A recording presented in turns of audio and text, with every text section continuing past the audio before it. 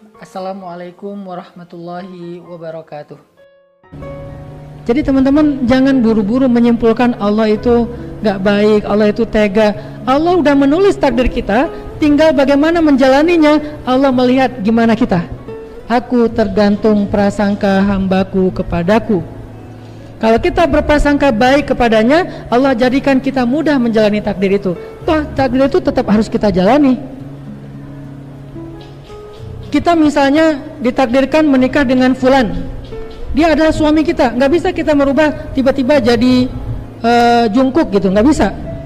Ya udah dia aja udah.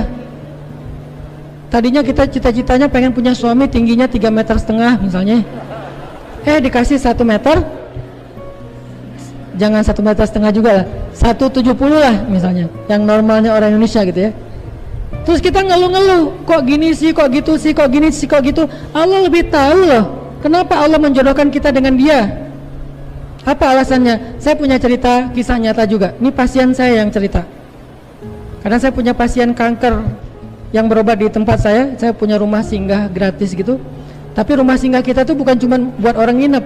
Kita asistensi dia ke dokter, kita punya perawat yang visit ke rumah kita juga punya beberapa alat kesehatan. Jadi pasien kanker yang harus bolak-balik ke rumah sakit tapi nggak bisa rawat inap, kita tampung. Jumlahnya lumayan banyak, ada di beberapa kota. Salah satu pasien kita pernah mengalami pengalaman yang luar biasa. Ibu-ibu kanker payudara stadium lanjut. Payudaranya udah rusak. Maaf ya, namanya kanker itu kan ada aromanya ya. Jadi ada aroma yang kurang nyaman buat orang di sekitar.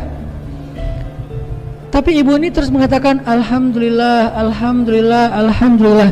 Kami yang ngurus beliau bertanya, ibu, masya Allah luar biasa, ibu dengan kondisi miskin, sakit kanker, kok masih banyak bertahmid, kok masih banyak bersyukur, apa rahasianya, kok masih bilang alhamdulillah, bilang innalillah aja udah keren gitu ya. Ini alhamdulillah loh, bukan innalillah.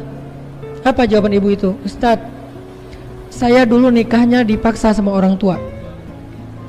Saya tadinya pengennya punya suami pemain voli kampung yang terkenal di antara cewek-cewek sekampung tuh. Tapi orang tua saya malah menjodohkan saya dengan suami saya yang sekarang. Dulu setiap hari saya mencela suami saya. Saya kata-katain tuh suami saya, kamu dasar jelek, aku gak suka sama kamu, kamu musibah bagi aku. Tapi dia sabar Ustadz, gak menceraikan saya. Dia menunaikan hak saya. Dia memberikan saya rezeki yang halal. Sampai kemudian ketika saya sakit seperti ini, gak bisa memberikan haknya, tidak lagi menarik buat dia bisa aja meninggalkan saya. Dia tidak meninggalkan saya sebentar pun.